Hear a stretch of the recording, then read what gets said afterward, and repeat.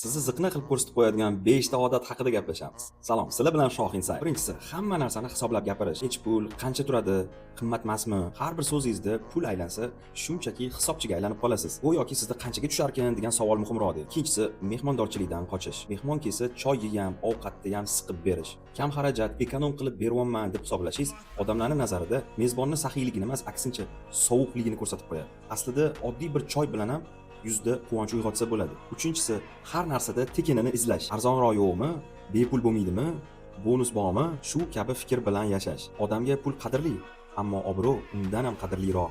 Kichkina xarajat ham ba'zida katta hurmat olib kelishi mumkin. To'rtinchisi, sovg'adagi tejamkorlik. Tug'ilgan kun yoki ba'zi bayramlarga eng past narxdagi sovg'ani tanlash.